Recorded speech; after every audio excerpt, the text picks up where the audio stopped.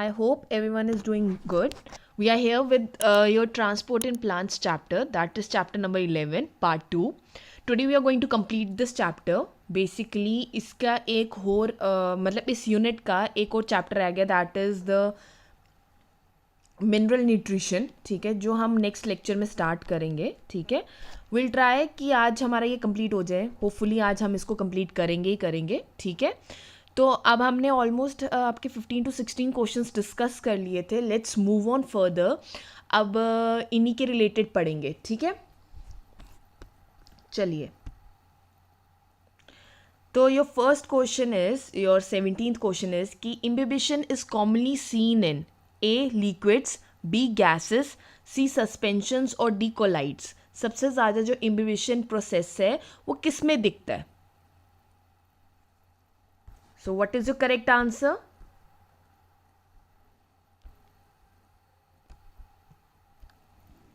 Your correct answer is D colloids. ठीक है, देखिए जब भी आपको एक पहली बात आपके कॉन्सेप्ट्स बड़े क्लियर होने चाहिए कि व्हाट इज कोलाइड है ना, लिक्विड गैस. अगर उन्हें पूछे कि इम्बिबिशन क्या है तो वो भी आपको पहले पता होना चाहिए. ठीक है, otherwise it will be difficult for you to understand. ठीक है, अब इम्बिबिशन होता क्या है? इम्बिबिशन पहले होता क्या है? एक प्रोसेस होता है जिसमें वाटर एब्जॉर्ब होता है. वाटर किससे एब्जॉर्ब होता है? Water is absorb by the solids या सॉलिड कोलाइड्स जो होते हैं उनसे जो वाटर एब्जॉर्ब होता है, जिसकी वजह से एनॉर्मसली वॉल्यूम जो है वो इंक्रीज कर जाता है. उस प्रोसेस को कहा जाता है इम्बिबिशन. ठीक है, तो इम्बिबिशन क्या है? एक प्रोसेस है में जिसमें वाटर एब्जॉर्ब्ड होता है by the solid colloids, causing कि there is an increase in the volume. ठीक है, अब अगर हम बात करें कोलाइड्स की, ठीक है, तो अगर आपको पहले पता होना चाहिए कि कोलाइड्स क्या है. ठीक है, बेसिकली सिंपल है, ये मिक्सचर होता है 2 to 3 सब्सटेंसेस का. ठीक है, क्या है कोलाइड? कोलाइड बेसिकली मिक्सचर है 2 to 3 सब्सटेंसेस का. ओके, पर क्या होता है, ये केमिकली कंबाइंड नहीं होते. मतलब कोलाइड ऐसी चीज़ है जो हम सेपरेट आउट कर सकते हैं. ठीक है, जिसको हम सेपरेट कर सकते हैं. ये स्पेशल टाइप होती हैं जिसमें सब्सटेंसेस स्कैटर कर जाते हैं. ठीक है, जैसे अगर हम क्रीम लेंगे, एग्जाम्पल है, जैसे हमने एक क्रीम ली. ठीक है, ये टाइनी पार्टिकल्स किसकी बनी होती है? टाइनी पार्टिकल्स ऑफ फैट की बनी होती है जो डिस्पर्स्ड होता है वाटर में. Fine, so basically they can be separated out, it is not chemically combined. Okay, so imbibition का example है colloids. Fine, so D is your correct answer. Next, the pathway of absorption of water involving system of interconnected protoplast is A apoplastic pathway, B symplastic pathway, C diffusion or D pressure flow of hypothesis.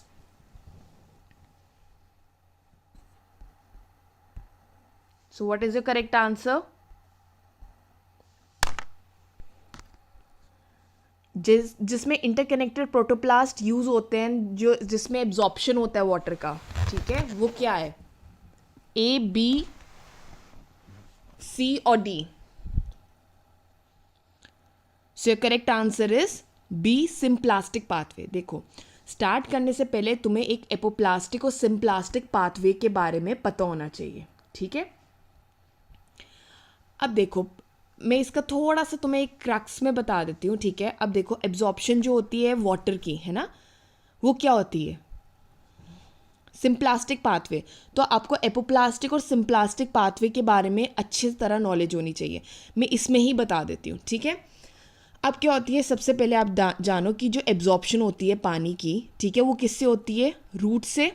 ठीक है, अब वो दो तरह की होती है, या तो एक्टिव होती है या तो पैसिव होती है. फाइन, अब एक्टिव में क्या होता है?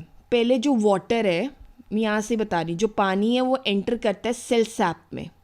ठीक है, फिर वो पास करता है एक सेल से दूसरे सेल में. ओके, जहाँ पे प्रोटोप्लाज्म, याद रखना, जहाँ पे प्रोटोप्लाज्म जो होता है, इस मूवमेंट में जहाँ प्रोटोप्लाज्म इन्वॉल्व होगा उसको कहा जाता है, क्या कहा जाता है? उसको कहते हैं सिम्प्लास्ट. क्या बोलते हैं? सिम्प्लास्ट। Fine, okay. अब पैसिव ऑब्जॉर्प्शन में क्या होता है? पैसिव एब्जॉर्प्शन में क्या होता है, जो वाटर है, ठीक है, वो कहाँ से मूव करता है? वो एपोप्लास्ट से मूव करता है, ठीक है। किससे मूव करता है? एपोप्लास्ट से। और एपोप्लास्ट क्या है? उसमें होती है सेल वॉल और इंटरसेलुलर स्पेसेस।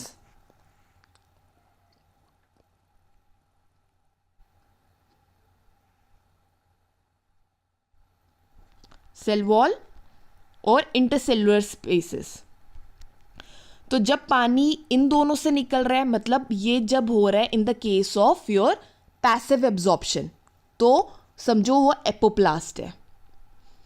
और अगर वो प्रोटोप्लाज्म से या प्रोटोप्लास्ट से निकल रहा है, तो समझ जाओ वो क्या है? सिम्प्लास्टिक है, या एक्टिव एब्जॉर्प्शन हो रही है। ठीक है, समझ आ गया? हमने पढ़ी एक्टिव और पैसिव, यहां से क्लियर हो गया।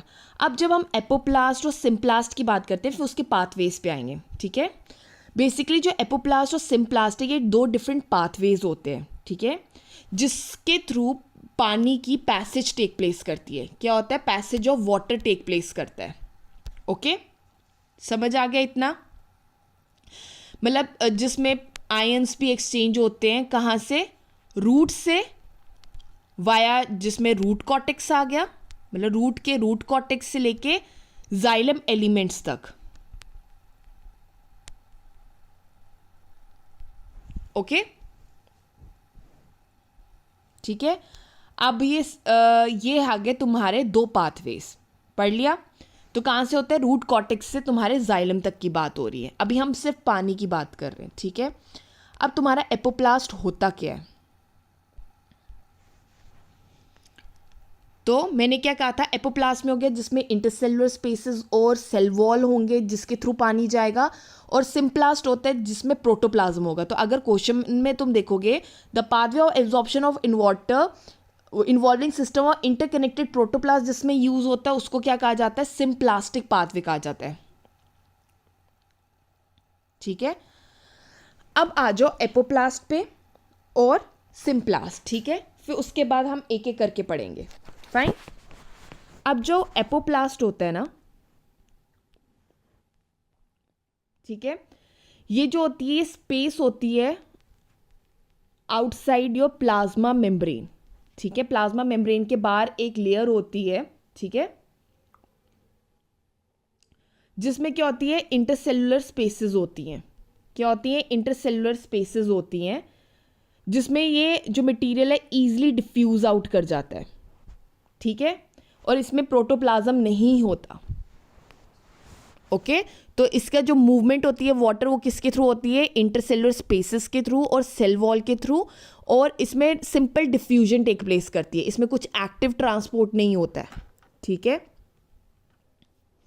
समझ गए? अब अगर तुम पाथवे सुनोगे तो पाथवे भी देख लो, पाथवे कैसा होता है एपोप्लास्टिक पाथवे का। ठीक है, जो पानी है वो क्या करते हैं? उसको ट्रांसपोर्ट किया जाता है रूट हेयर से जाइलम तक। यही पढ़ा है हमने, है ना? या तो किसके थ्रू? सेल वॉल के थ्रू या इंटरसेलुलर स्पेसेस के थ्रू।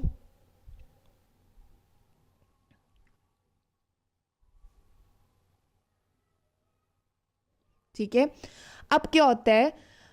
जो एपोप्लास्टिक का जो वाटर होता है ना, ठीक है, वो ना कॉर्टेक्स के आगे नहीं जा सकता। उसको कौन रोक देता है? उसको ब्लॉक करता है। कौन सी स्ट्रिप होती है?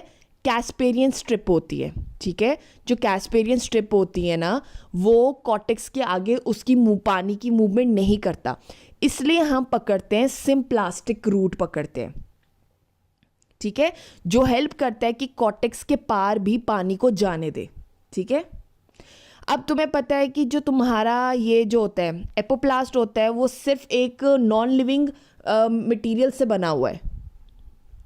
ठीक है, ये बना होता है नॉन लिविंग मटेरियल से। ठीक है, तो जो प्लास्टिक रूट है ये लीस्ट अफेक्टेड होता है मेटाबॉलिक स्टेट ऑफ रूट से। ठीक है, तो अभी यहाँ से हमने एपोप्लास्टिक पढ़ लिया।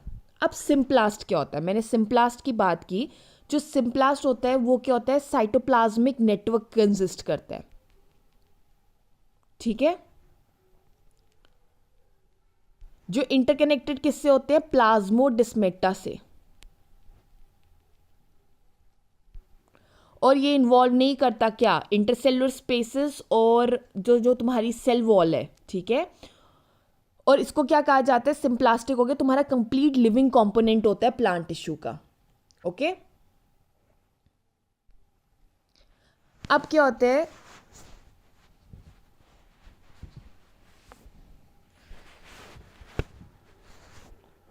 ये टेक प्लेस करता है beyond the endodermis in plants, ठीक है। मतलब क्योंकि कॉर्टेक्स के आगे नहीं जा पाता, तो बाकी जो वाटर की ट्रांसपोर्टेशन या आयंस की ट्रांसपोर्टेशन किसके थ्रू टेक प्लेस करती है, सिम्प्लास्टिक पाथवे के थ्रू।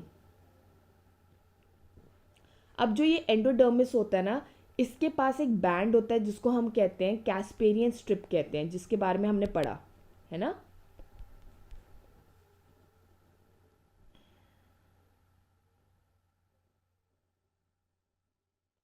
अब जो ये कैस्पेरियन स्ट्रिप होती है ना, ये पानी को अलाउ नहीं करती है, ठीक है।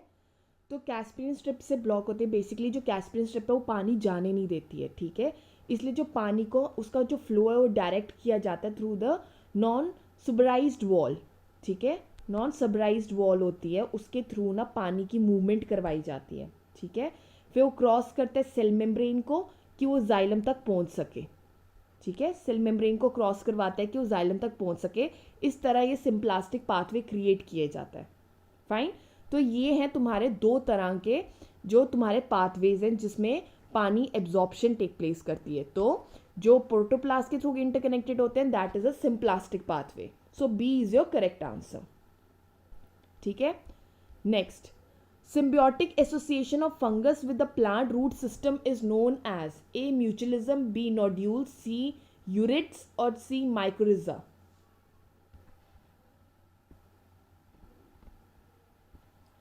जो सिम्बियोटिक एसोसिएशन है फंगस की प्लांट्स के साथ,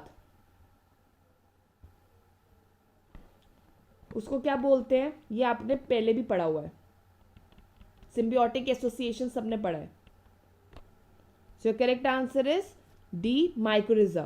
बेसिकली ये होती है सिम्बियोटिक एसोसिएशन फंगस की प्लांट रूट सिस्टम के साथ, ठीक है,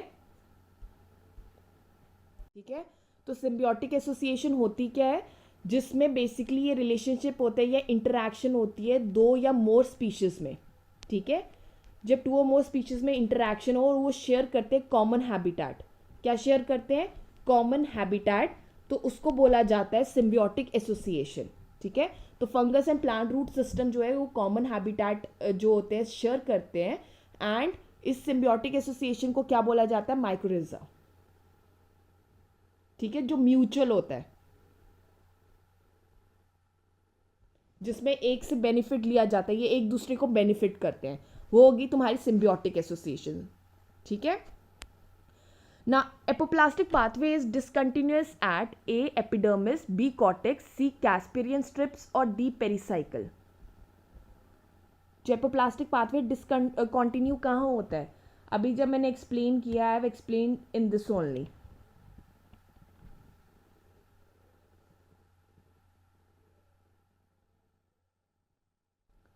सो what is the correct answer, C.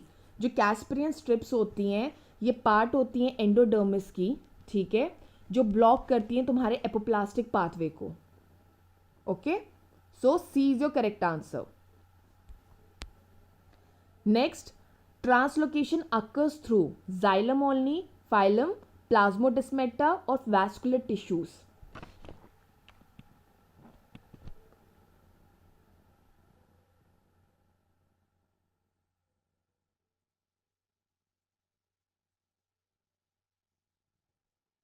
So your correct answer is D, vascular tissues, ठीक है। जो तुम्हारे वैस्कुलर टिश्यूज होते हैं उसमें क्या होता है, जाइलम एंड फाइलम दोनों होता है, ठीक है। इसी के थ्रू ये कंप्लीट ट्रांसलोकेशन टेक प्लेस करती है, that is the movement of the water and the food particles जो आगे, मिनरल्स, नाइट्रोजन हो गया, ऑर्गेनिक एंड इनऑर्गेनिक सल्यूट्स आ गए, ये सब कुछ जो होता है ये किसके थ्रू होता है, ट्रांसलोकेशन के थ्रू ही टेक प्लेस करता है, वो कौन हेल्प करता है? दैट इज वैस्कुलर टिश्यूज, या आ सकता है, या तुम्हें उसकी जगह ये भी आ सकता है xylem and phylum. Okay, so please be aware of the question. Next, which of the following is not the function of stomata? A. Regulation of turgidity of guard cells. B. Loss of water vapor. C. Loss due to guttation. Or D. Exchange of oxygen and carbon dioxide.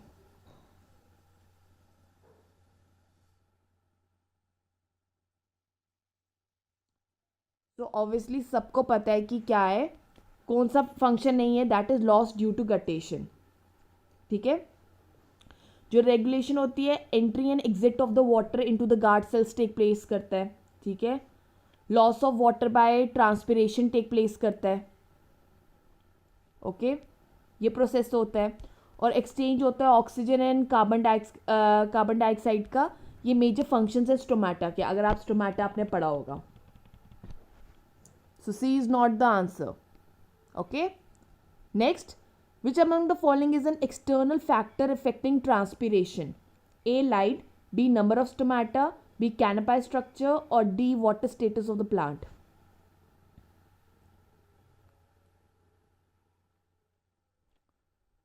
So जो transpiration को external factor help करता है that is light. जो light और जो temperature होता है, these are the external factors जो हेल्प करते हैं ट्रांसपिरेशन में. Okay, so A is your correct answer. Okay, next, which among the following is an internal factor affecting transpiration? A. Temperature. B. Humidity. C. Percentage of your amount of open stomata या wind speed.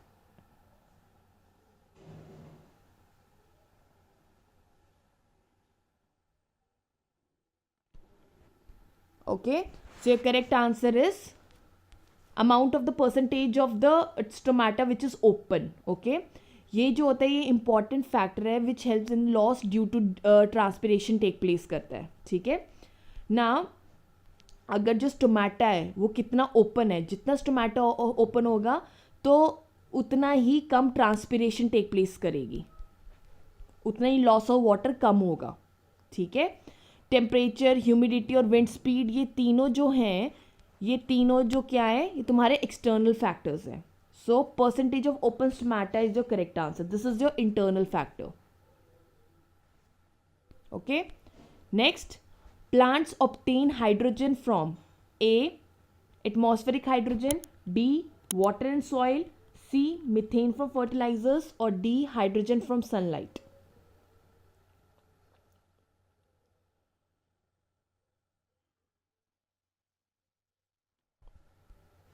Okay, so your correct answer is water and soil. जो plants जो obtain करते हैं hydrogen को, वो कौन सा है? जो सॉइल में जो पानी होता है उसके थ्रू मिलता है. Okay,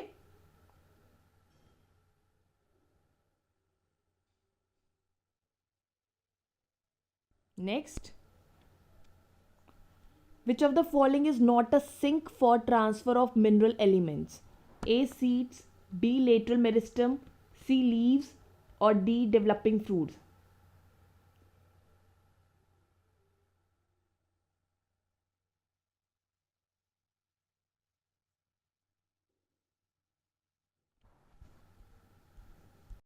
So which of the following is not the sink for transfer of mineral elements? ठीक है, कौन सा सिंक नहीं है जहाँ पे मिनरल एलिमेंट्स ट्रांसफर होंगे? That is seeds, lateral meristem, leaves और developing fruits. So your correct answer is C,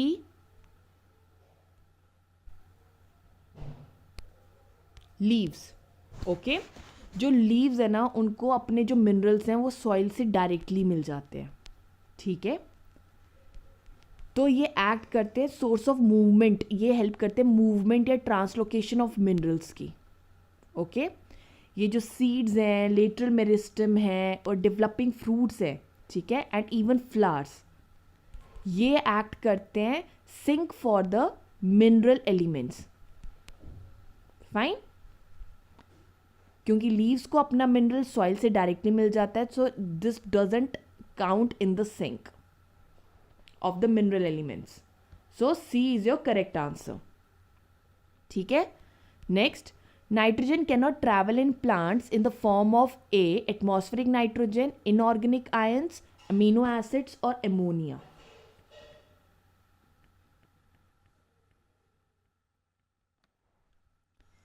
So that is A. Atmospheric nitrogen के मतलब in the form of atmospheric nitrogen वो travel नहीं कर सकता. So इसको हम fixed करते हैं, then it has to be converted into inorganic ions. Okay और ऑर्गेनिक फॉर्म्स में उसको चेंज किया जाता है, सच एज एमिनो एसिड्स या ammonia. Okay, so which cannot travel in the form of atmospheric nitrogen. So A is your correct answer.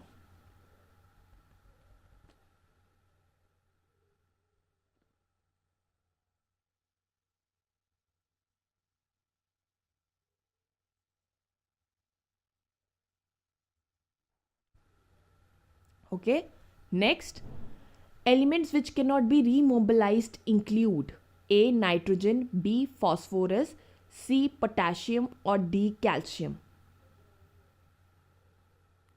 कौन सा उसको रीमोबिलाइज नहीं कर सकते, या वो मोबाइल नहीं हो सकता, या मूवमेंट नहीं कर सकता. सो correct answer is D, calcium. ठीक है, अब ये जो तुम्हारे नाइट्रोजन, फॉस्फोरस या पोटेशियम होते हैं, ये मोबाइल होते हैं, मतलब ये मूव कर जाते हैं. ये ओल्डर प्लांट्स से, ये जो यंगर वन प्लांट्स होते हैं, जब एक डेथ होती है प्लांट की और उसके जगह जब एक नया प्लांट आता है तो ये सब मूव कर जाते हैं. ठीक है, और जब एक न्यू ग्रोथ अपेयर होती है तो उससे पहले ये सब कुछ ट्रैवल कर चुका होता है. पर कैल्शियम ट्रैवल नहीं कर पाता. क्यों?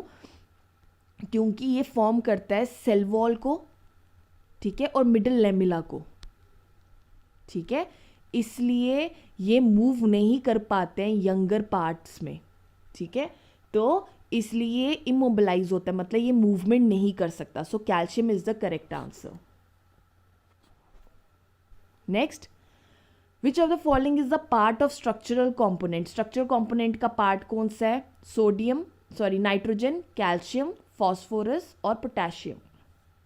Everyone knows the answer. जो हमारी जो स्ट्रक्चरल कॉम्पोनेंट है that is made up of what? That is B, calcium. ठीक है, ये सेल वॉल, मिडिल लेमिला, ठीक है, और इवन माइटोटिक स्पिंडल बनाने के लिए यूज किया जाता है. ठीक है, fine. Next, you have been given two statements. You have to tell whether both the statements are true, both statements are false, A is true and B is false, or B is true and A is false. So most minerals enter the epidermal cells passively. उन्होंने कहा कि minerals कैसे enter करते हैं passively, और uptake of what is the process of diffusion.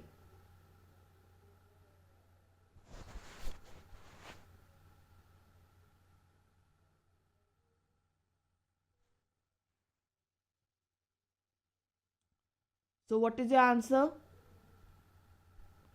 Your correct answer is B. Both the statements are false. जो minerals उन्होंने कहा कि जो एंटर करते हैं एपिडर्मल सेल्स में वो पैसिवली करते हैं. No, they move actively.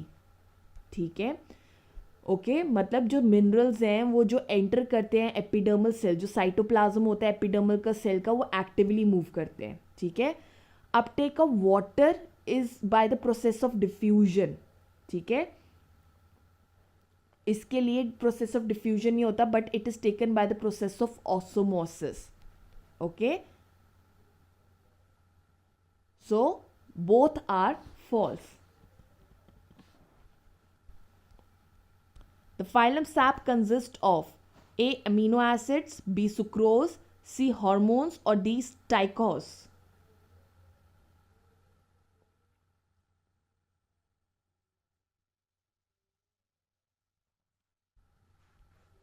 तो फाइलम सैप क्या कंसिस्ट करता है? That is B, sucrose and water. ठीक है, so basically this is what is transported by the phloem tissue along with the staichos also, but mainly it is sucrose and water. Okay, next, Define exudation. It means coming out of xylem sap from tips of leaves. B. Loss of water from living aerial tissue in the form of vapors. C. Oozing out of liquid from pores and wounds. Or D. Movement of substances through vascular bundles.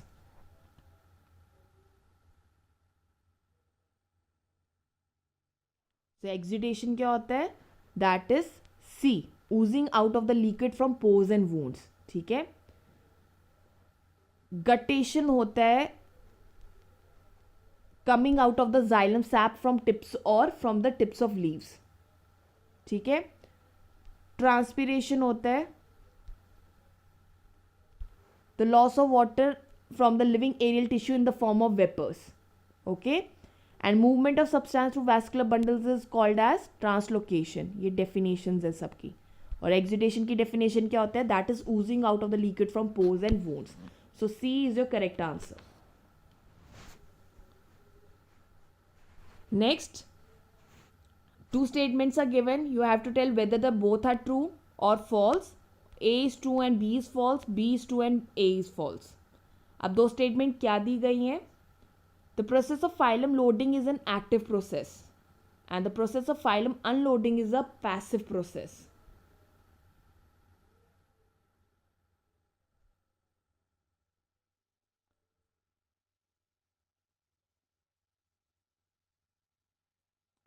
So what is your correct answer? C is your correct answer. जो phylum की loading हो या unloading हो वो दोनों क्या होते हैं? एक्टिव प्रोसेस होते हैं, वो पैसिव प्रोसेस नहीं है. ठीक है. और ये फैसिलिटेट की कैसे किया जाता है? By the process of osmosis. Okay, चले next. Who gave the mechanism of pressure flow hypothesis? A. Ernest Munch. B. Henry Dixon. C. Stewart. और D. Adolf फिक.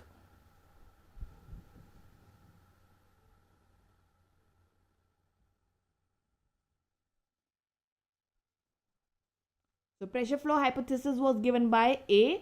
Ernest Munch. Okay.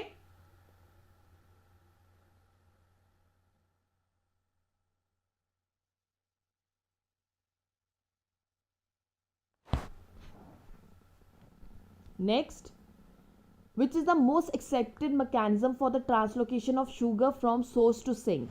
A. Pressure flow hypothesis. B. Cohesion tension theory. C. Root pressure theory. और D. Imbibition. कौन सी मतलब translocation जब sugar की करनी हो from sucrose from source to sink? ठीक है. मोस्ट एक्सेप्टेड क्या है? The most accepted one is A. The pressure flow hypothesis. जो ट्रांसलोकेशन करनी होती है शुगर की फ्रॉम सोर्स टू सिंक, उसमें प्रेशर फ्लो हाइपोथेसिस पे ही डिपेंड करती है. Okay. Next, two statement are again given. आपको बताना है दोनों ट्रू हैं फॉल्स हैं. ए ट्रू है, बी फॉल्स है. बी ट्रू है, ए फॉल्स है. So correct answer is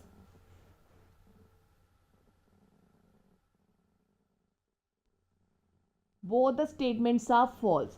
only बोला xylem is multi directional in nature. No, जो जाइलम होता है वो यूनी डायरेक्शनल होता है नेचर में. ठीक है. इसको बेस्ट एक्सप्लेन किया जा सकता है रूट प्रेशर थ्योरी के साथ. ठीक है. जो फाइलम होता है वो क्या होता है? वाइस वर्सा लिखा हुआ है, बाई डायरेक्शनल. ठीक है. या समटाइम्स मल्टी डायरेक्शनल हो सकता है. तो उन्होंने उल्टी स्टेटमेंट्स दी हुई हैं. ठीक है. So you need to remember this. Xylem जो होता है वो यूनी डायरेक्शनल होता है, जबकि फाइलम जो होता है वो मल्टी डायरेक्शनल या बाई डायरेक्शनल होता है. So both the statements are false. Fine. So B is your correct answer. Okay, now we have completed this chapter that is transport in plants. ठीक है. ऑलमोस्ट हमने हर एक टॉपिक के बारे में पढ़ा, उनकी डेफिनेशंस, उनको कवर करने की कोशिश की है. फाइन. तो हमने आज ये कंप्लीट कर लिया. अब नेक्स्ट लेक्चर में we are going to start with the last chapter, जो चैप्टर 12 है of this unit, that is nutritional minerals, mineral nutrition. Okay, so we are going to cover this only next chapter, फिर we'll start with. ठीक है. अब हम करेंगे mineral nutrition के बारे में पढ़ना है, जो चैप्टर 12 है. वो कवर करेंगे. लेट्स सी हम कितना कवर कर पाते हैं and then will move on further. Okay, so please come prepared with the mineral nutrition chapter in your next lecture कि आपको MCQs करने में थोड़ा सा ईजी हो. ठीक है, all the very best, have a nice day, take care.